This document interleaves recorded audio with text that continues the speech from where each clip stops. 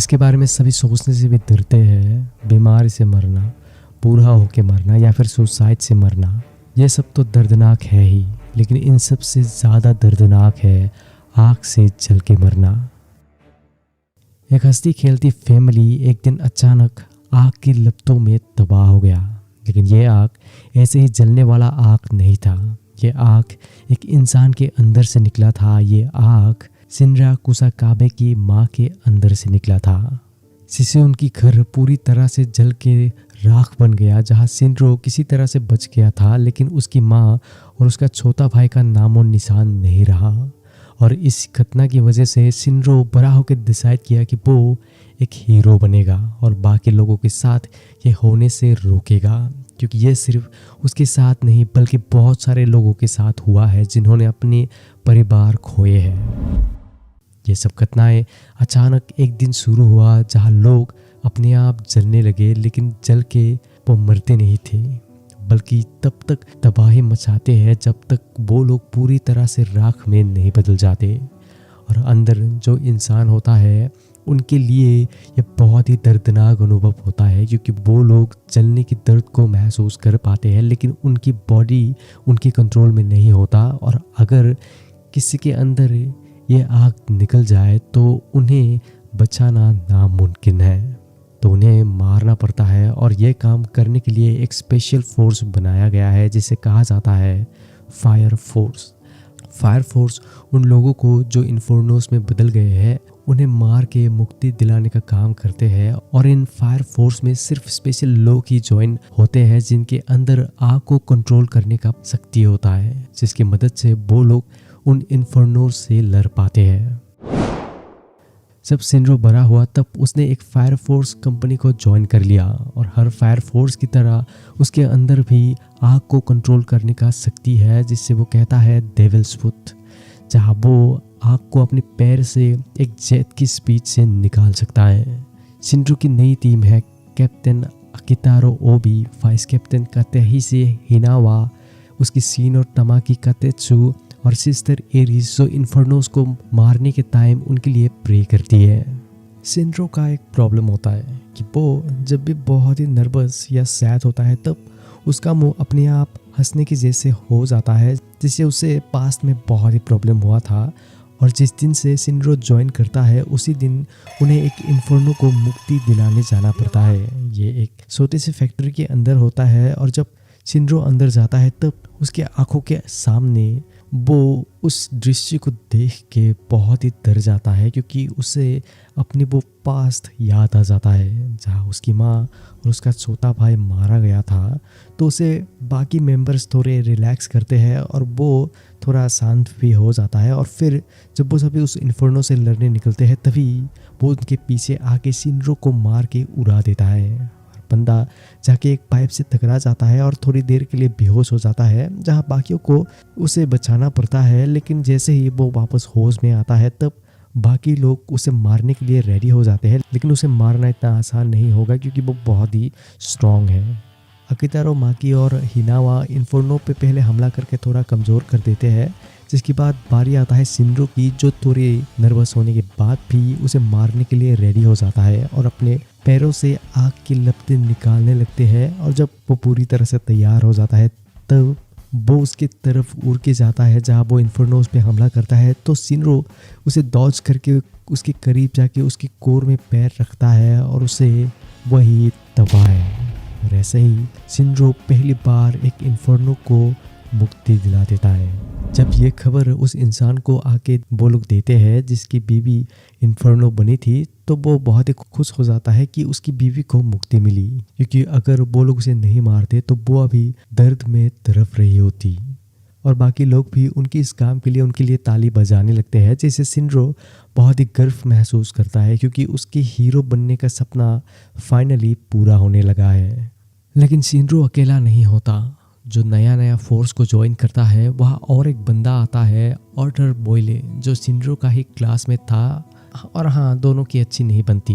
आते ही दोनों लड़ना शुरू कर देते हैं और लड़ते लड़ते वो लोग माकी और एरिस के पास चले जाते हैं। वहाँ ऑर्थर अपने इंट्रोडक्शन उन्हें देता है, जिसके बाद हिनावा भी उन्हें ज्वाइन करता है। जब हिनावा उसे मिलता है तब उसी मोमेंट में मागी को उनके साथ लड़ने कहता है उन्हें टेस्ट करने के लिए, जहाँ एरिस थोड़ी नर्वस होती है क्योंकि मागी सेकेंड जनरेशन की फायर फोर्स है और यहाँ सिंड्रो और आर्थर थर्ड जनरेशन की। सेकेंड जनरेशन बस आग को कंट्रोल कर सकते हैं, वो लोग खुद से आग नहीं बना सकते, लेकिन थर्ड जनरेशन खुद से ही आग बना सकते हैं। लेकिन जनरेशन मैटर नहीं करता, एक्सपीरियंस और पैसा मैटर करता है, क्योंकि जब दोनों थर्ड जनरेशन उससे लड़ने आते हैं तब सिंड्रो की हमला करते ही माकी उसके पैरों से आग को ही ख़त्म कर देता है और उसे मार के बिल्डिंग के नीचे गिरा देती है, जहाँ वो बाल बाल बच जाता है। लेकिन आर्थर को हराना थोड़ा मुश्किल होता है क्योंकि माकी सिंड्रो की तरह उसकी आग को बुझा नहीं पाती, क्योंकि आर्थर प्लाज्मा यूज़ करता है। बट फिर भी माकी के पास बहुत ही ज़्यादा एक्सपीरियंस है तो बंदा उसे कुछ भी नहीं कर पाता। और जब वो दोनों एक साथ लड़ने आते हैं तब माकी गुस्सा होकर दोनों की अंदर से आग को लेके अपना बना लेती है और एक बहुत ही बड़ी आग बना। उसे देख के दोनों एक दूसरे को ही ब्लेम करके उससे हार मान जाते हैं और उन्हें पता चल जाता है कि उन्हें अभी बहुत चीज़ें सीखना बाकी है। फिर जब वो लोग ऐसे थोड़े रिलैक्स होकर बातें करने लगते हैं तभी शहर में एक इंसान इन्फर्नो बन जाता है, तो वो सभी उसके लिए निकल जाते हैं। यहाँ कैप्टन अकितारा सिंड्रो और आर्थर को अपने हथियार को छुपा के रखने कहता है, लेकिन जब वो लोग वहाँ पहुँचते हैं तब वो लोग छुपाने भूल जाते हैं। तो कैप्टन उन्हें साइड में ले जाके समझाता है कि उन्हें अपने हथियार छुपा के रखना चाहिए। तो आर्थर पूछता है कि क्यों, तो कैप्टन जवाब देता है कि वो इसीलिए क्योंकि वो लोग इन्फर्नो के अंदर जो है उन्हें मुक्ति तो दिलाते हैं, लेकिन वो लोग उन्हें मारते भी हैं, जो किसी नॉर्मल इंसान के लिए सहन करना थोड़ा मुश्किल होगा, क्योंकि वो लोग उनके बहुत ही करीब होते हैं। ऐसे ही जब वो लोग बात कर रहे होते हैं तभी वहाँ एक विलन आता है जो अजीब सी चीज़ हवा में उड़ा के उनके सामने एक बहुत ही बड़ा ब्लास्ट कर देता है और उन्हें आँख से स्माइल करके दिखाता है। कैप्टन उसे देख के कुछ भी समझ नहीं पाता, तो वो सभी जल्दी अंदर चले जाते हैं, जहाँ वो लोग देखते हैं कि जो इंसान इन्फर्नो बना है वो बस वहाँ बैठा हुआ है।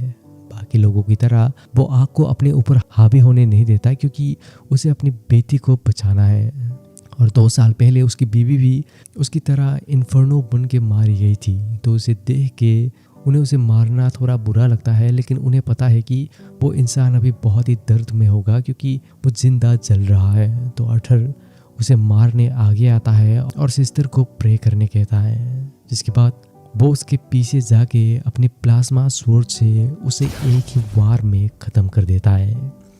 कैप्टन उन दोनों से पूछता है कि क्या ये देखना दर्दनाक है। वो जवाब देते हैं हाँ। तो कैप्टन कहता है कि इस दर्द की आदत डाल लो। फिर वो लोग वहाँ से बाहर आने निकलते हैं, लेकिन तभी वो विलन फिर से कुछ करता है और अंदर एक बड़ा सा धमाका होता है, जहाँ कैप्टन अपनी जान में खेल के लड़की के लिए उनकी फैमिली फोटो बचा के ले आता है। फिर बाहर आके कैप्टन उस आदमी की बेटी को उसकी फैमिली फोटो दे के कहता है कि उसकी डैड ने आग से लड़के जीत हासिल की है और वो उसकी वजह से कर पाया, क्योंकि वो उसे बचाने के लिए आग को अपने ऊपर हावी होने नहीं दिया। इससे वो बच्ची रोने लगती है क्योंकि अब उसके पास दोनों माँ और पापा दुनिया में नहीं रहे, और इसकी वजह से जब आर्थर और सिंड्रो रात में सोने निकलते हैं तब वो लोग सो ही नहीं पाते। लेकिन उन्हें पता है कि उन्हें इसके बाद भी सारी चीज़ें करते रहना पड़ेगा और लोगों को मारते रहना पड़ेगा, जो किसी के लिए भी आसान नहीं है। या आखिर कोई कंपनी के अलावा भी और भी कंपनियां हैं जो उनके जैसे ही काम करते हैं, और उन्हीं सभी कंपनियों की नए मेंबर्स के बीच एक कंपटीशन होता है। तो उनके लिए सिंड्रो और आर्थर निकल जाते हैं और यहाँ वो दोनों नंबर 1 डिवीज़न के नए मेंबर तमाकी से भी मिलते हैं। लेकिन सिंड्रो उससे मिलकर एक्साइटेड नहीं होता, वो तो उनकी कैप्टन से मिलके होता है, क्योंकि उस दिन जहाँ सिंड्रो के बचपन में वो घटना हुआ था तब उसकी कैप्टन ने ही उसे बचाया था। तो वो उसे जानना चाहता है कि उस दिन असल में क्या हुआ था। उसे देखते ही सिंड्रो से बात करने चाहता है, लेकिन ये घटना 12 साल पहले हुआ था, तो कैप्टन को कुछ भी याद नहीं होता, वाल ऐसा वो कहता है। तो सिंड्रो उसे याद करने के लिए जोर देने लगता है, बट तभी तमाकी आके उसका ध्यान भटका देती है। लेकिन सिंड्रो हार नहीं मानता, तो वो फिर से जाता है और कहता है कि वो ज़्यादा टाइम नहीं लेगा। लेकिन तभी अनाउंस किया जाता है कि खेल शुरू होने वाला है। तो कैप्टन उसे जाने कहता है, तब सिंड्रो समझ जाता है कि कैप्टन उसे इग्नोर कर रहा है क्योंकि शायद उसे कुछ पता है। फिर उनका कंपटीशन शुरू होता है, जहां उन्हें एक बिल्डिंग के अंदर से लोगों को बचाना है और इन्फर्नो तक सबसे पहले पहुंचना है। कंपटीशन शुरू होते ही सिनरो सीधा ऊपर चला जाता है और क्योंकि उसे कैप्टन से बात करना है तो वो इन सब को जल्दी जल्दी निपटाना चाहता है, लेकिन उसे नहीं पता कि उसके लिए वहाँ कोई इंतज़ार कर रहा है। जब वो अंदर पहुँचता है तब वहाँ उसे वो विलेन मिलता है जो उन पे नज़र रख रहा था, जो अपने आप को जोकर कहता है और उसे बताता है कि वो उसी का इंतज़ार कर रहा था और ताकि उन्हें कोई डिस्टर्ब ना करे इसीलिए वो 2 लोगों को बेहोश कर दिया। जिसके बाद जोकर सिनरो को उसकी बात सुनने में मजबूर कर देता है क्योंकि उसे असल में पता है उस रात उसकी फैमिली के साथ क्या हुआ था, लेकिन जोकर उसे ऐसे ही नहीं बताता। वो पहले थोड़ा खेलने के बारे में पूछता है। जोकर शायद सेकंड या थर्ड जनरेशन का मिक्स है क्योंकि वो राख और धुएं से ही आग बना सकता है। पहले सिनरो को पता नहीं होता कि वो क्या कर सकता है, तो जब वो बोतल से कुछ राख निकालता है तब उसे कुछ भी समझ नहीं आता, लेकिन जब वो जलाता है तब वो ब्लास्ट होकर बहुत ही दूर चला जाता है। ऐसे उन दोनों की लड़ाई होता है जहाँ जोकर उस पर हावी होता है क्योंकि वो ज़्यादा प्रो है। तो जब वो हार जाता है तब जोकर उसे मारने के बारे में कहता है और क्योंकि सिनरो नर्वस होने के टाइम स्माइल करता है तो वो स्माइल करने लगता है, जिसे देख के जोकर खुश हो जाता है और उसे एक सीक्रेट बताता है जिससे उसकी होश उड़ जाता है। वो उसे बताता है कि उसका छोटा भाई अभी भी जिंदा है। सिनरो उसकी बातों पे विश्वास नहीं करता तो जोकर कहता है कि कोई उसे कुछ छुपा रहा है। ये सुन के वो गुस्सा हो जाता है, लेकिन जल्द ही समझ जाता है कि वो कंपनी 1 की कैप्टन के बारे में कह रहा है। जिसके बाद वो सिनरो को अपने साथ ज्वाइन होने के बारे में पूछता है, जहाँ सिनरो मना कर देता है और उस पर गुस्सा होकर चिल्लाने लगता है। पर तभी वहाँ पे आर्थर और तमाकी आ जाते हैं। सिनरो ने कहता है कि वो असली का विलेन है, लेकिन आर्थर नहीं मानता और जोकर पे हमला करने आता है, लेकिन आर्थर को जल्दी समझ आ जाता है कि सिनरो सही कह रहा था। जिसके बाद जोकर चारों तरफ अपने राख शोर के वहाँ से निकल जाता है और उसकी जाते ही सिनरो सभी को बाहर निकलने कहता है। तो आर्थर ऊपर जाके रूफ को स्लाइस कर देता है, लेकिन वो नहीं टूटता तो तमाकी अपने पावर से उसे तोड़ देता है। उसके तोड़ते ही सिनरो 2 आदमियों को अपने कंधे में लेके आर्थर और तमाकी को अपने साथ उसे पकड़ने दे के वहाँ से उड़ जाता है और तभी वो जगह ब्लास्ट हो जाता है। तो तमाकी और आर्थर ऊपर उड़ जाते हैं। उन्हें देखते ही तमाकी की कैप्टन उसे बचा लेता है और आर्थर के लिए उसकी टीम नीचे कपड़े लेके तैयार होता है। सभी किसी तरह से बच जाते हैं, लेकिन उन्हें कुछ भी समझ नहीं आता कि आखिर वहाँ हुआ क्या है और वो जोकर असल में कौन है। सिनरो कैप्टन अकितारो को जोकर के बारे में कहता है और पूछता है कि क्या फायर फोर्स उनसे कुछ छुपा रहा है। तब कैप्टन उसे असली बात बताता है कि स्पेशल फोर्स एक ही ऑर्गेनाइजेशन है, लेकिन ये 3 भाग में बटा हुआ है। पहला होली टेम्पल जिसे कंपनी 1 सबसे ज़्यादा फॉलो करता है, दूसरा आर्म फोर्स जो सेकंड ज़्यादा फॉलो करता है और तीसरा हाईजी में जो 5th कंपनी फॉलो करता है। और उसकी असली पावर है क्योंकि जो वो लोग हथियार अभी यूज़ कर रहे हैं वो सारे के सारे हाईजी में नहीं बनाए हैं। उनके पास बहुत सारे कनेक्शन और पैसे हैं और वही उनका सप्लायर है। और असल में सभी कंपनीज एक दूसरे से अंदर ही अंदर कम्पीट करते हैं और इन्फॉर्मेशन मिलने के बाद भी वो लोग नहीं बताते, चाहे वो कैसे इन्फॉर्नो बनते हैं उसके बारे में ही क्यों ना हो। इसीलिए अकितारो सभी पे शक करता है और इसी वजह से उसकी ये टीम बनाया गया है जिसका असली मिशन है 1 से लेके 7 कंपनियों तक नज़र रखना और उससे इन्फॉर्मेशन निकालना। क्योंकि अकितारो को पता है कि वहाँ कोई तो है जिन्हें पता है कि इंसान इन्फॉर्नोस बनने के पीछे का राज क्या है, जिसे वो निकाल के ही रहेगा। कैप्टन की ये असली मकसद सुन के सिनरो उसके लिए काम करने के लिए और भी एक्साइटेड हो जाता है और कैप्टन के लिए उसके अंदर रिस्पेक्ट और भी बढ़ जाता है। फिर उनके प्लान के मुताबिक वो लोग अपने काम करने लगते हैं, लेकिन फिर उनके काम में तांग अराने कंपनी 5 आ जाती है। एक दिन जब कोर्ट में एक क्रिमिनल के ऊपर कार्यवाही चल रहा होता है तब जज उसे बेगुनाह घोषित कर देता है, जिसे हमारे इंडिया में होता है। लेकिन ये होते ही अचानक उस क्रिमिनल के आसपास राख आने शुरू हो जाते हैं और देखते ही देखते वो एक इन्फर्नो में बदल जाता है। लेकिन वो उन बाकी इन्फर्नो जैसा नहीं बनता, वो एक ऐसा इन्फर्नो बनता है जो बोल सकता है और नॉर्मल इंसान की तरह अपनी मर्जी से काम कर सकता है। इन्फर्नो बनते ही वो पहले जज को पकड़ के उसे ही मारने आता है। भाई असली काम तो ये कर रहा है। यह होते ही सिनरो की कंपनी को खबर मिल जाता है तो सभी उनके लिए निकल जाते हैं और इसी दौरान सिनरो और आर्थर बाहर होते हैं तो वो लोग बिना सूट पहने ही वहाँ निकल जाते हैं। आर्थर और सिंड्रो वहाँ पहुँचते ही इन्फर्नो से लड़ना शुरू कर देते हैं। फिर बाकी लोग भी वहाँ आ जाते हैं। तब उन्हें देख के वो इन्फर्नो सरेंडर कर देता है, लेकिन हिनावा उसके बात नहीं सुनता और उस पर हमला कर देता है। तो वो समझ जाता है कि वो यहाँ नहीं बचने वाला, तो वो उन पर हमला करके वहाँ से भाग जाता है। और क्योंकि वो बहुत ही तेज होता है तो हिनावा सिंड्रो को अकेले उसके पीछे जाने कहता है, तो वो निकल जाता है। उसे अकेले देख के इन्फर्नो कॉन्फिडेंट होता है कि वो तो उससे जीत ही सकता है, लेकिन जब उसका एक झलक उसे मिलता है तब वो समझ जाता है कि वो उससे अकेले नहीं लड़ सकता। तो वो बहाना देने लगता है कि उसे वो ऐसा ही नहीं मार सकता, उसे प्रे करने के लिए एक सिस्टर चाहिए होगा। सिंड्रो उसकी बातों में आ जाता है और बाकियों का इंतजार करता है। तो तभी वो इन्फर्नो सांस मिलते ही सिंड्रो पे हमला करता है, लेकिन सिंड्रो इसके लिए रेडी होता है और उसे मार के उसके हाथ को ही तोड़ देता है। फिर जब वो उसे बिना सिस्टर के ही मारने निकलता है तभी कंपनी 5 की कैप्टन हिबाने आ जाती है। वो आते ही सिंड्रो को उस इन्फर्नो को उनके हवाले करने कहती है। सिंड्रो उसके लिए नहीं मानता क्योंकि वो लोग पहले आए हैं। हिबाने कहती है कि वो एक कैप्टन है, तो सिंड्रो कहता है कि वो उसका कैप्टन नहीं है। ये सुन के हिबाने गुस्सा होके अपनी शक्तियों से सिंड्रो को कुछ कर देती है, जिससे वो जमीन में ही गिर जाता है। फिर उसके पास जाके वो उसे अपने पैर को साधने कहती है। सिंड्रो सख्त लौंडा है तो वो उसके लिए नहीं मानता, बट तभी जब वो ऊपर देखता है तब माहौल थोड़ा ऑकवर्ड हो जाता है। लेकिन फिर सिंड्रो कहता है कि वो उसे उस इन्फर्नो को नहीं दे सकता। तभी कंपनी 5 से बाकी लोग आके उसे पकड़ लेते हैं, और तभी सिंड्रो देखता है कि वो लोग बाकी लोगों की ज्यादा परवाह नहीं करते। तो वो पूछता है कि उनका काम तो लोगों को रक्षा करना है ना। कंपनी 5 की लड़की कहती है कि उनके लिए उससे भी ज्यादा इम्पोर्टेंट काम होते हैं। ये कह के वो गलती कर देती है, क्योंकि ये सुनते ही सिंड्रो बहुत ही गुस्सा होकर पूरी कंपनी 5 को अकेले ही साइलेंस करता है। हिबाने इसके लिए एक्साइटेड होता है, मगर कंपनी 8 के बाकी लोग वहाँ आ जाते हैं तो कंपनी 5 को रुकना पड़ता है। फिर कैप्टन अकितारो उन्हें कहता है कि ये एरिया उनकी कंपनी के अंदर आता है, तो वो लोग इसे नहीं ले जा सकते। तो हिबाने कहती है कि उन्हें पता है, लेकिन ये इन्फर्नो उनकी काम की है, और क्योंकि कंपनी 8 के पास अभी कोई साइंस टीम नहीं है तो वो लोग उसे मारने के सिवाय कुछ नहीं कर सकते।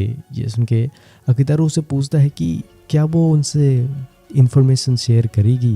इसके लिए वो मान जाती है, तो अकितारो इसके लिए मान जाता है, लेकिन उसे यह भी पता है कि लड़कियों पे विश्वास करना गलत डिसीजन है।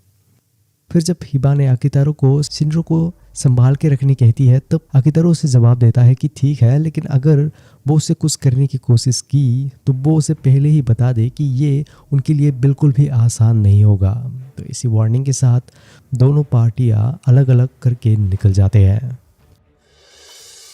फिर जब एक दिन हिनावा सभी को अपनी कंपनी के बारे में कह रहा होता है, तब उसकी बातों पे कोई भी ध्यान नहीं देता। तो तब वो गुस्सा होकर सिंड्रो के ऊपर गोली चला देता है, लेकिन उसे दर्द नहीं होता, क्योंकि हिनावा एक सेकंड जनरेशन की फायर फाइटर है जो बुलेट के पावर को कंट्रोल करके उसे अपने हिसाब से मैनिपुलेट कर सकता है। लेकिन इसी दौरान यहाँ कंपनी 5 में कैप्टन उस इन्फर्नो पे एक्सपेरिमेंट करने लगती है, और यहाँ कंपनी 8 में सिस्टर को पता नहीं क्या हो जाती है, वो थोड़ी अजीब बिहेव करने लगती है, और एक रात वो कंपनी से गायब हो जाती है। वो असल में कंपनी 5 की कैप्टन हिबाने से मिलने जाती है, क्योंकि हिबाने भी उसकी तरह ही एक सिस्टर थी, लेकिन वो अभी होली टेम्पल की कोई भी बात फॉलो नहीं करती और सारी चीज़ें अपनी मर्जी से करती है। जब सिस्टर आयरिस से इसके बारे में सवाल करती है, तब वो बहुत ही गुस्सा हो जाती है और उस पर वार करके उसके सारे कपड़े फाड़ देती है। ये कैसा वार है भाई। उसके बाद वो उसके गले में पकड़ के कहती है कि यहाँ कोई गॉड वॉड नहीं है, लेकिन हाँ यहाँ डेविल्स है। फिर वो उसे अपने पास रख के कंपनी 8 को यहाँ लाने के बारे में कहती है, जो उसे पता नहीं कि उसकी ये भारी मिस्टेक होने वाली है, क्योंकि उसे बचाने डेविल फुट सिंड्रो और कंपनी 8 के बाकी मेंबर्स तुरंत आ जाते हैं। जब उन्हें बाकी सभी घेर लेते हैं, तब हिनावा सिंड्रो को सिस्टर के पास जल्दी जाने देता है। उसके जाने के बाद आर्थर भी आगे जाता है, जिसके पीछे पीछे हिनावा सारे लोगों को गन से मार के बेहोश कर देता है। ऐसे करते करते वो लोग सारे लोगों को बेहोश कर देते हैं, जिसके बाद आर्थर के सामने एक पावरफुल फायर फाइटर आ जाता है, जो उसके लिए एक सरप्राइज लाया है। उसने उस इन्फर्नो को कुछ करके अपने बस में कर लिया है, जिससे वो और सिंड्रो लड़ रहे थे। तो वो इन्फर्नो अब कंपनी 5 के अंदर काम करता है, और यहाँ हिनावा और माकी के आगे थर्ड जनरेशन की रुकी आ जाता है जो अपने बबल गम से पावरफुल बॉम्ब बना सकता है। ये बंदा सिर्फ खुद को ही बेस्ट समझता है क्योंकि उसके पावर होता भी पावरफुल है, तो बंदा उन पे बलून के ऊपर बलून से मारता ही रहता है, लेकिन वो पावरफुल होने के साथ थोड़ा बेवकूफ़ भी है। उसकी लोकेशन पता चलते ही हिनावा ऊपर से गोली मार के उसकी तरफ घुमा देता है जो उसे नहीं लगता, लेकिन फिर वो उन बुलेट्स को फिर से आग की शक्ति दे के सारे उसके ऊपर मार देता है। फिर जब वो आगे जाने निकलता है तभी उनके आगे और कुछ लड़कियां आ जाते हैं। वहाँ जब आर्थर के सामने वो इन्फर्नोस उसका मजाक उड़ाने लगते हैं तब वो उस पर वार करता है। पहले आर्थर थोड़ा मार खाता है क्योंकि हीरो पहले मार खाता ही है, ऐसा वो सोचता है। जिसके बाद जब वो इन्फर्नो उसका मजाक उड़ाता है कि वो फायर फाइटर बनने के लायक नहीं है, ये सुन के बंदा गुस्सा हो जाता है और उसे एक ही वार में डिस्ट्रॉय कर देता है। इसी दौरान यहाँ माकी और हिनावा सभी को मार के बेहोश कर देता है। जिसके बाद बारी आता है शिनरो की, जहाँ उसे कैप्टन हिबाने से सिस्टर आयरिस को बचाना पड़ेगा। शिनरो को रोकने के लिए गार्ड रेडी होते हैं, लेकिन वो सब शिनरो के आगे कुछ भी नहीं होते, तो वो उन्हें आसानी से मार के अंदर चला जाता है। अंदर सिस्टर एरिस और हिबाने के बीच बातें चल रही होती है और वही हमें पता चलता है कि असल में हिबाने पहले एरिस के साथ प्रे करती थी और उसके अंदर के पावर बचपन में ही आ गई थी, जिससे वो बाकी सिस्टरों को दिखाती थी। लेकिन बड़ी सिस्टर उसे अपनी पावर को ऐसे यूज़ करने से मना करती थी, लेकिन वो फिर भी एरिस को अपने पावर को यूज़ करके दिखाती थी। फिर एक दिन एक ऐसा घटना हुआ जिस दिन से उसने भगवान पे विश्वास करने ही छोड़ दी और एक डेविल बनने की ठान ली। हुआ यूँ था कि सब सारे सिस्टर्स प्रे कर रहे थे, तभी अचानक एक के बाद एक सिस्टर इन्फर्नोस में बदलने लगे और ऐसे होते होते बस एरिस और हिबाने ही बच गए थे। उसी दिन से उसने भगवान को मानने ही छोड़ दी और जब वो बड़ी हुई तब वो इन्फर्नोस को मार के उन पे एक्सपेरिमेंट करने लगी और ऐसे वो कंपनी 5 की कैप्टन और हाइजिमा इंडस्ट्री के साथ जुड़ गई। फिर यहाँ शिनरो सिस्टर आयरिस को बचाने आ जाता है, लेकिन उसके कुछ करने से पहले ही हिबाने शिनरो को कुछ कर देती है। अब उसका सर चकरा के वो नीचे गिर जाता है। जब शिनरो पूछता है कि उसने उसके साथ क्या किया, तब वो बताती है कि उसने उसके बॉडी के अंदर सोते सोते हीट सिंक बनाए हैं, जिससे वो उसके ब्लड प्रेशर को कंट्रोल करके उसके ब्रेन तक ब्लड पहुंचने से रोक रही है, जिससे उसका सर चकरा रहा है। लेकिन तभी हिबाने के मुंह से वो निकल जाती है जो नहीं निकलनी चाहिए थी। वो उसे पूछ लेती है कि क्या वो ऐसे हीरो बनेगा। बस ये कहते ही शिनरो वापस खड़ा हो जाता है, जिसे देख के खुद हिबाने हैरान हो जाती है। फिर जब शिनरो उस पर अटैक करता है तब हिबाने फिर से अपने पावर को एक्टिवेट करती है, जिससे शिनरो का सर सकरा के वो कहीं और ही चला जाता है। उसके बाद हिबाने अपनी अल्टीमेट मूव चलाता है, जहाँ वो एक बड़ा सकुरा का ट्री निकाल के आग से ही फ्लावर्स बनाती है और जब वो फ्लावर्स नीचे गिर के शिनरो के चेहरे में लगता है तब वो जलने लगता है। तो इससे बंदे को बहुत ही दर्द होता है। लेकिन फिर जब उसे हिबाने के बारे में पता चलता है कि उसके साथ भी वैसा ही हुआ था जैसा उसके साथ हुआ था, तो वो उसे कहता है कि वो उसकी इमोशन समझ सकता है। लेकिन हिबाने नहीं मानती और फ्लावर के टोर्नेडो से शिनरो को घेर लेती है। लेकिन शिनरो जिद्दी को कौन ही रोक सकता है, वो अपने आप को कंट्रोल करता है और हिबाने की मदद करने के बारे में कहता है। वो कुछ भी समझ नहीं पाती वो क्या कह रहा है, लेकिन शिनरो उसे कहता रहता है कि वो उसे इन सब से बाहर निकाल के ही रहेगा। जिसके बाद वो अपनी पूरी ताकत लगा के किसी तरह से अपने पैर से आग निकालने लगता है और फिर सीधा जाके हिबाने को एक बड़ी सी पंच लगा देता है।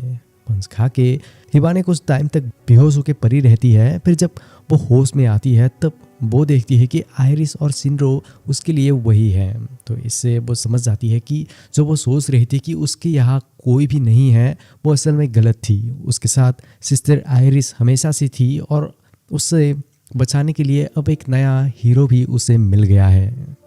शिनरो के मार खाने के बाद पता नहीं उसे क्या हो जाता है, वो उसकी दीवानी बन जाती है और कंपनी 8 के साथ मिलकर काम करने की डिसाइड करती है। वो उनके साथ सारे इन्फॉर्मेशन शेयर करने के लिए मान जाती है और उन्हें एक बहुत ही काम की इन्फॉर्मेशन देती है कि असल में जो इन्फर्नोस बनते हैं वो किसी इंसान का ही काम है। जैसे उनके आकितारो हैरान और बहुत गुस्सा हो जाता है कि कोई इंसान ऐसा कैसे कर सकता है। हिबाने भी अपनी सिस्टर को खोने की वजह से बहुत ही गुस्से में होती है, तो इसीलिए दोनों पार्टियां ज्वाइन हो जाते हैं उस इंसान को ढूंढने के लिए जो इन सब के पीछे है। लेकिन यहाँ से अब उनके लिए इन्वेस्टिगेशन और भी मुश्किल होने वाला है, क्योंकि सारे चीज़ें जहाँ हो रहा है वो एरिया कंपनी 1 के अंदर आता है। तो उनमें से शायद कोई हो सकता है।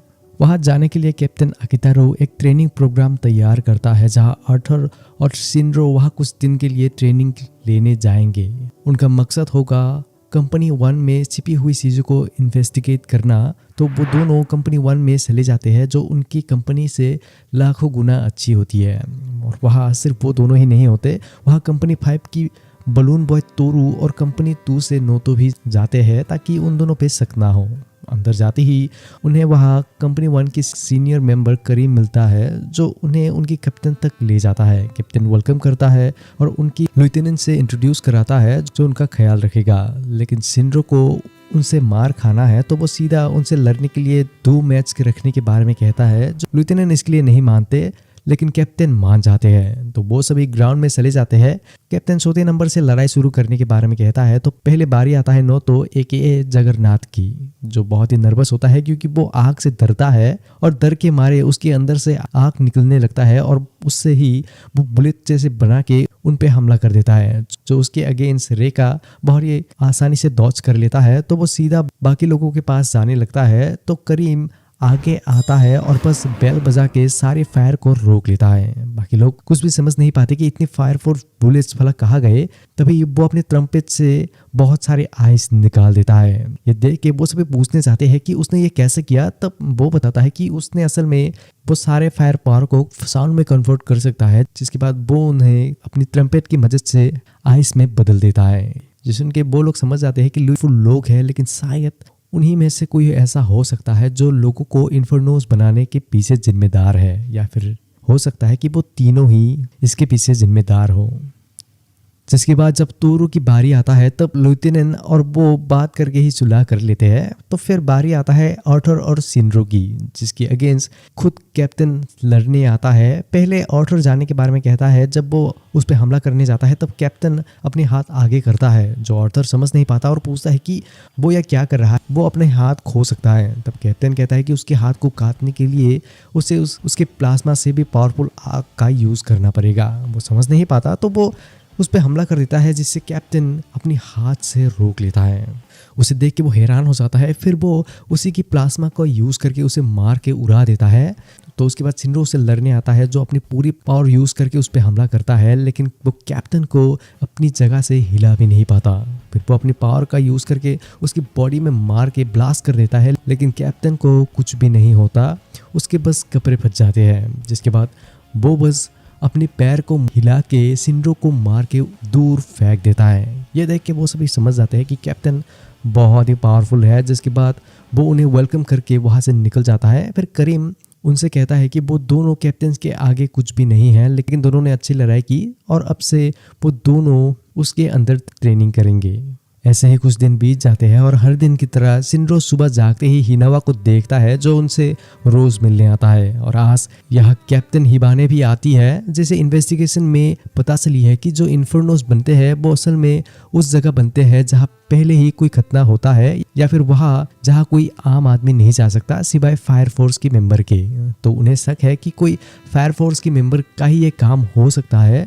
फिर जब शिनरो और बाकी सभी ब्रेकफास्ट के टाइम बातें करने आता है तभी अलार्म बजता है, तो उन्हें जल्दी काम में जाना पड़ता है। वहाँ जाके शिनरो और आर्थर देखता है कि कंपनी 1 पूरी प्रॉपर प्लान बना के अपने काम को अंजाम देता है। तो उन्हें देख के जब शिनरो उनकी मदद करने के बारे में कहता है तब करीम उन्हें सीधा मना कर देता है, क्योंकि उन्हें नहीं पता कि वो लोग कैसे काम करते हैं, तो उन्हें काम करने में मुश्किलें ही होंगी। तो करीम उन दोनों को वही उनका इंतजार करने कहता है। तो वो दोनों वही उनका इंतजार करने लगते हैं। लेकिन तभी शिनरो वो देखता है जिससे उसका होश उड़ जाता है। अचानक शिनरो को कुछ महसूस होता है, बट वो देखता है कि वहाँ कोई नॉर्मल इंसान है। लेकिन तभी उसे कोई पीछे से एक बोतल से कोई सीटी जैसी जीप अंदर घुसा देता है। उसके घुसते ही वो इंसान अंदर से जलने लगता है और देखते ही देखते वो इन्फर्नो में बदल जाता है। ये देखते ही शिनरो जल्दी से उस बंदे के पीछे निकल जाता है। जब आर्थर पूछता है कि उस इन्फर्नो का क्या होगा, तब वो कहता है कि उसे कंपनी 1 संभाल लेगा। तो वो दोनों उसके पीछे निकल जाते हैं और जाते जाते वो लोग वहाँ पहुँच जाते हैं जहाँ करीम और रेका अपने प्लान में काम कर रहे होते हैं। शिनरो ने देख के कुछ भी समझ नहीं पाता। जब आर्थर आके उन्हें उस इंसान के बारे में कहने निकलता है तभी शिनरो उसे रोक के कहता है कि वो लोग बस रास्ता भटक गए हैं। फिर वो सभी वहाँ से वापस आ जाते हैं। वापस आके शिनरो करीम और रेखा पे शक करने लगता है क्योंकि उन दोनों के बजाय वहाँ और कोई नहीं था। तो उसके बाद शिनरो डिसाइड करता है कि वो करीम की रूम में जाके उसे देखेगा, जिसके लिए वो जगन्नाथ को बहाना देने कहता है, जिसे मनाना बहुत ही आसान है क्योंकि शिनरो ने बस उसे तमाकी का नंबर देने के बारे में कहा था।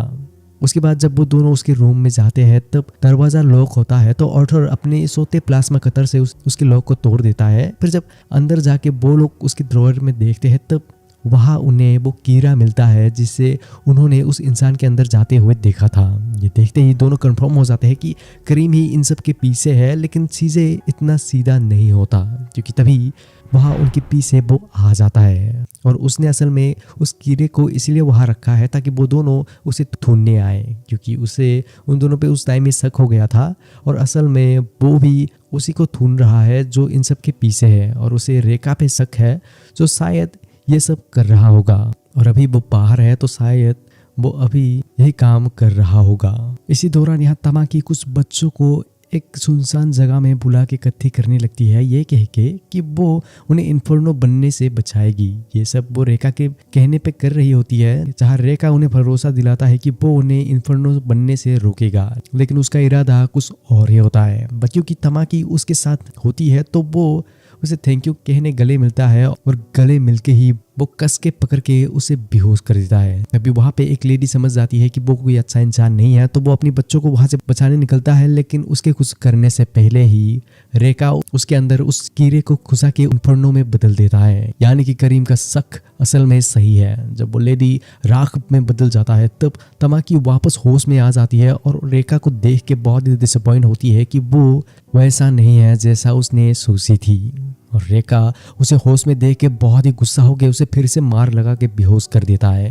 फिर वो उन बच्चों के पास आके एक को पकड़ लेता है और सीटी उसके अंदर डाल देता है, लेकिन ये सीटी थोड़ा अलग होता है। जब उस बच्चे के अंदर से आग जलने लगता है तब उसे बहुत ही दर्द होता है, लेकिन कुछ देर जलने के बाद वो वापस नॉर्मल हो जाता है, जिसे देख के रेखा बहुत ही खुश हो जाता है और कहने लगता है कि वो बच्चा मैच कर गया। लेकिन तमाकी फिर से जाग जाती है और रेखा को ऐसे देख के गुस्सा होकर अपने पावर को एक्टिवेट कर देती है, लेकिन वो ज़्यादा देर तक नहीं कर पाती, लेकिन इतना काफ़ी होता है शिनरो को ऊपर से देख पाने के लिए।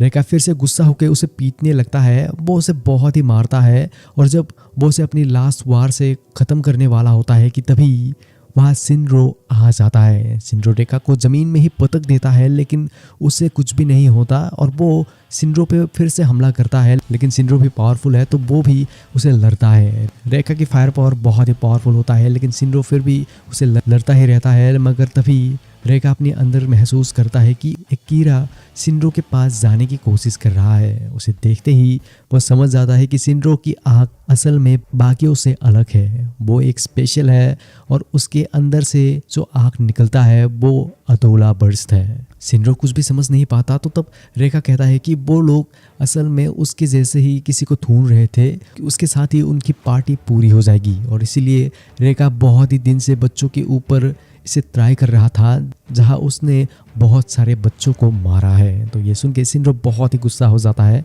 फिर जब वो उस पर हमला करता है तब रेखा उसे मार के उड़ा देता है। शिनरो फिर से आता है और इस बार उस पर हमला करने से पहले आसपास देखता है, जहां वो लोग एक बड़े से बिल्डिंग के नीचे होता है। तो वो प्लान करता है कि वो उसे चारों तरफ से हमला कर सकता है।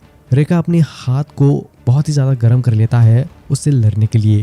जब शिनरो उस पर हमला करता है तब उसके हाथ में लगते ही उसका नी जल जाता है, तो उसे बहुत ही फास्ट उस पर हमला करना पड़ता है और फिर वो ऊपर अपनी फायर पावर का यूज़ करके तेज़ी से नीचे आके रेखा को बहुत ही ज़ोर से ज़मीन में पटक के मारता है, जहाँ उसकी हालत ख़राब हो जाता है। बट वो फिर भी खड़ा होता है क्योंकि उसे अपने काम को अंजाम देना है, जिसके बाद उसके सामने वो अपनी अल्टीमेट गोल बता देता है कि असल में उनकी पार्टी की असली मकसद है इस पृथ्वी को एक नई सूरज बनाना।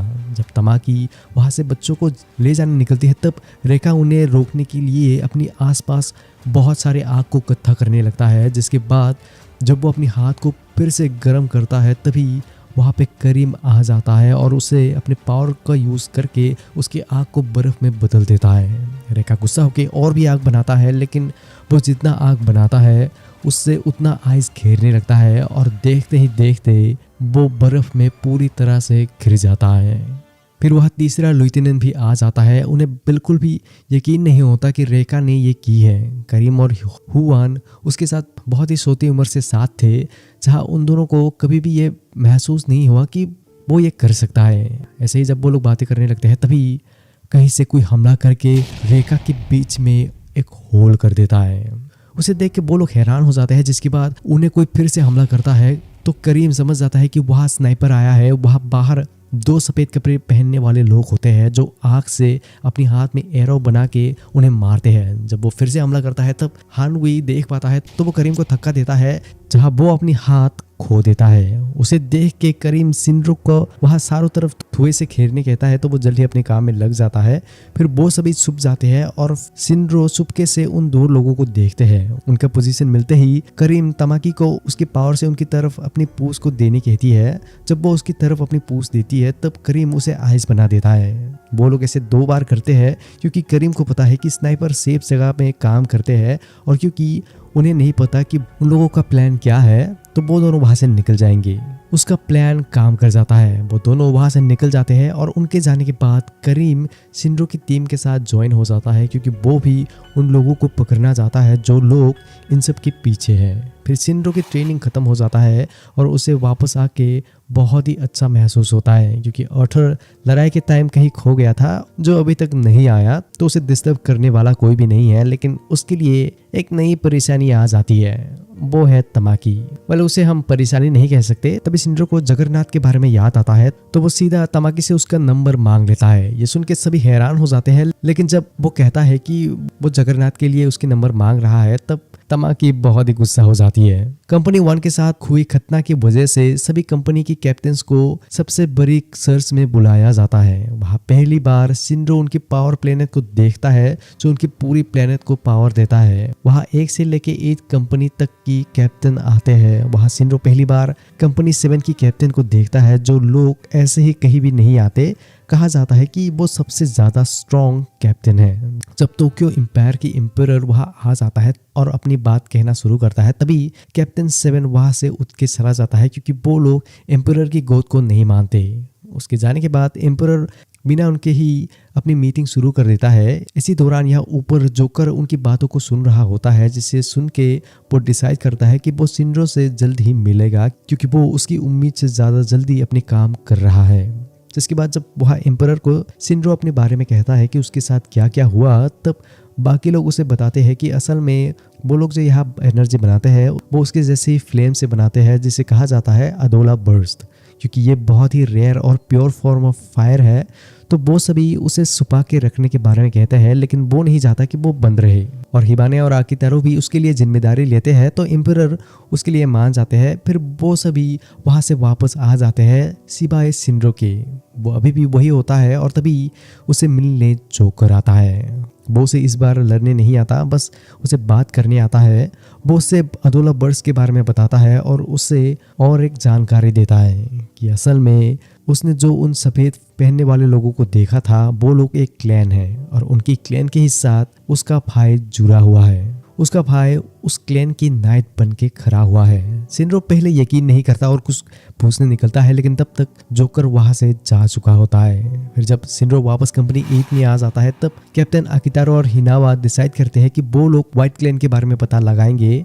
उनके पास बहुत सारे फाइल्स होते हैं जहां उन्हें उनके बारे में ढूंढना पड़ेगा, तो वो सभी इस काम में लग जाते हैं। ऐसे करते करते डिनर का टाइम आ जाता है और डिनर के टाइम सिंड्रो डिसाइड करता है कि वो सभी को ये सब बताएगा जो उसके साथ हो रहा है। वो उन्हें जोकर के बारे में और उसने जो उससे कहा उन सब के बारे में कह देता है और वो अभी कंफ्यूज है कि वो सच कह रहा है कि झूठ। तो आकितारो उससे पूछता है कि वो क्या विश्वास करना चाहता है कि उसका भाई जिंदा है या नहीं। सिंड्रो कहता है कि वो विश्वास करना चाहता है कि उसका भाई जिंदा है, तो वो सभी उसके लिए मान जाते हैं और उसके भाई के बारे में सोच के प्लान बनाने के बारे में कहते हैं। सिंड्रो इसके लिए बहुत ही खुश होता है कि उससे इतना अच्छा पार्टी मिला, लेकिन उसका सोता भाई उसके जैसा लकी नहीं होता जो असल में जिंदा होता है और व्हाइट क्लैन के लोग उसे सैल्यूट कर रहे होते हैं।